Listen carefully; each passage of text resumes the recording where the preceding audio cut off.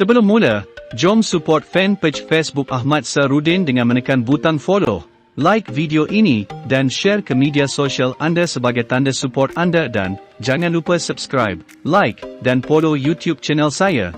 Let's start the video. Pada tahun 1995 seorang wanita bernama Cathy O'Brien menerbitkan sebuah buku bertajuk Transformation of America, di mana dia mendakwa menjadi mangsa program kawalan minda kerajaan, MK Ultra, dan pada dasarnya adalah hamba seks untuk ahli politik kaya. Walaupun MK Ultra adalah program rahsia besar yang melibatkan penderaan seksual, penyiksaan, dadah, dan hipnotisme sebagai kaedah untuk mencuci otak dan teknik kawalan minda, namun dakwaannya datang di bawah awan syakwasangka semata. Buku bertajuk Transformation of America agak pelik dan mengganggu, dan ditulis dalam bentuk hampir naratif, termasuk petikan dialog panjang yang O'Brien dakwa ingat.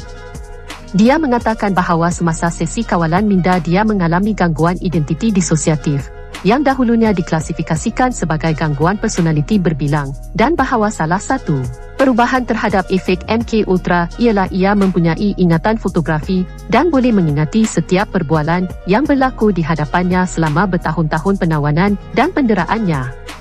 O'Brien mendakwa bahawa beberapa penderanya ialah George Bush, Ronald Reagan, Gerald Ford, Jimmy Carter, Dick Cheney, dan Hillary Clinton. Dia mengatakan bahawa dia telah diselamatkan pada tahun 1988 oleh seorang lelaki bernama Mark Phillips yang mendakwa sebagai bekas operasi CIA. Turut menjadi sebahagian daripada cerita ialah anak perempuan O'Brien, Kelly, yang juga dikatakan menjadi mangsa program ini. Apa yang membuatkan dakwaan O'Brien nampaknya boleh dipercayai kepada sesetengah pihak adalah hakikat bahawa program kawalan minda seperti MK Ultra telah didedahkan dan bahawa matlamat eksperimen tersebut termasuk beberapa amalan yang tidak dapat difikirkan termasuk penyiksaan, dadah yang mengubah minda, penderaan seksual dan hipnotisme. Beberapa matlamat sebenar program ini adalah untuk mewujudkan hamba yang dikawal minda atau calon mancuria yang akan menerima dan melaksanakan apa-apa perintah yang diberikan kepada mereka tanpa mengira apa itu. Terdapat dokumen sahih yang tidak diklasifikasikan yang menggariskan amalan mengerikan ini dan beberapa mangsa telah diberikan penyelesaian kewangan untuk penderaan mereka. Jadi ada yang percaya bahawa Cathy O'Brien boleh menjadi mangsa sebenar program sedemikian. Semasa sidang akhbar, Presiden Bill Clinton secara terbuka mengakui bahawa beribu-ribu percubaan tajaan kerajaan telah berlaku di hospital, universiti dan pangkalan tentera di sekitar negara kita. Ada yang tidak beretika, bukan sahaja mengikut piawaian hari ini, tetapi mengikut piawaian masa di mana ia dijalankan. Menambah kontroversi terhadap dakwaan O'Brien ialah dalam bukunya dia teringat bahawa dia telah dibawa ke Bohemia Grove dan didera secara seksual di dalam resort. Dakwaan serupa telah dibuat oleh Senator John DeKalb seperti yang ditulisnya dalam bukunya, The Franklin Cover-Up. Ramai kanak-kanak telah tampil ke hadapan mengatakan bahawa mereka telah didera secara seksual di Bohemian Grove dan dipaksa untuk mengambil bahagian dalam pornografi kanak-kanak dan filem snuff. Dakwaan yang Ted Gunderson, bekas ejen khas kanan bertanggungjawab FBI Los Angeles mengesahkan. Oleh itu, seseorang mesti mempertimbangkan dengan teliti sama ada O'Brien sendiri adalah mangsa juga, atau jika dia hanya seorang lagi dalam barisan penipuan yang membuat tuntutan sedemikian dalam percubaan untuk menjual buku dan kuliah. Dalam ucapannya, O'Brien telah mendakwa bahawa wajah tersenyum diukir di bahagian dalam farajnya menggunakan pisau ex-acto untuk kesenangan penderanya. Dalam filem dokumentari berjudul The Most Dangerous Game, yang diterbitkan oleh rangkaian berita Guerrilla pada tahun 2002, pembikin filem membawanya ke pakar sakit puan dan memeriksanya, dan yang mengejutkan doktor, nampaknya ada perkara sedemikian. Filem itu menunjukkan video dan gambar peperiksaan yang sangat grafik dalam usaha untuk membuktikan dakwaannya. Orang yang ragu-ragu mungkin melihat kewujudan perkara sedemikian sebagai anomali semula jadi yang ditemui oleh salah seorang kekasihnya, yang kemudiannya dimasukkan dalam kisahnya menjadi mangsa MK Ultra. Kita mungkin tidak pernah tahu.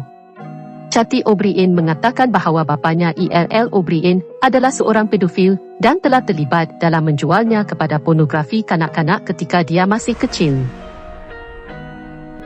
Dalam bukunya, dia menyertakan fotonya bersama keluarganya dan menamakan mereka semua, termasuk adik-beradiknya. Walaupun dakwaan yang dia buat sangat mengganggu dan mengada-ada, aktiviti serupa telah didedahkan oleh perbicaraan Kongres dan dokumen yang tidak diklasifikasikan.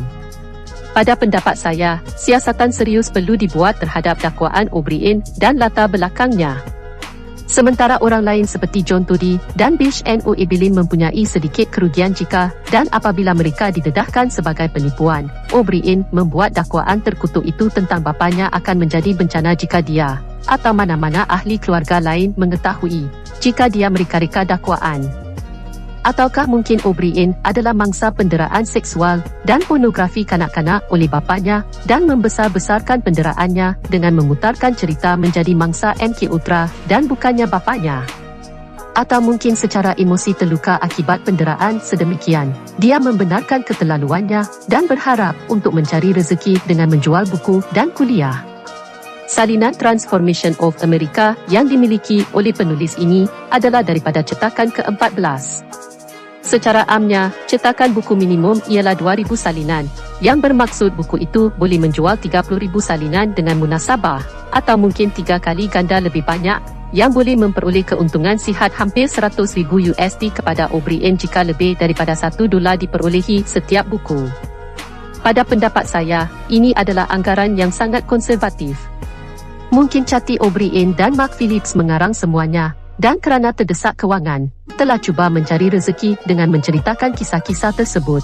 Kita tak tahu kesahihan ceritanya, atau mereka mungkin sudah biasa dengan kesusastraan anti-tatanan dunia baru dan kewujudan Bohemian Grove, MK Ultra, dan pedofil elit dan pemerdagangan seks. Atau mungkin dia bercakap benar dan terselamat daripada aktiviti sedemikian yang sebenarnya berlaku. Terdapat mangsa yang sangat nyata bagi program sedemikian, dan terdapat pelaku elit yang terlibat dalam perkara sedemikian. Jadi ada kemungkinan mangsa akan menulis buku tentang mereka dan tiada siapa yang mempercayainya. Walau apapun kebenaran yang mengelilingi Cathy O'Brien, tidak kira betapa suka dipercayai kisahnya, terdapat cibisan maklumat yang boleh disahkan yang kelihatan rekaan kepada seseorang yang tidak biasa dengan Illuminati. Jadi seseorang tidak boleh menolak realiti perkara sedemikian walaupun jika O'Brien dan Phillips terbukti sebagai penipu. Pada tahun 1999 seorang wanita bernama Bristello menerbitkan Thanks for the Memories, The Truth Has Set Me Free dan The Memoirs of Bob Hope S. and Henry Kissinger as Mind Controlled Slave, yang didakwanya adalah ikaunya sebagai mangsa MK Ultra. Pada tahun 2003 seorang wanita lagi bernama Kathleen Sullivan mengeluarkan buku serupa bertajuk Unshackled, A Survivor's Story of Mind Control.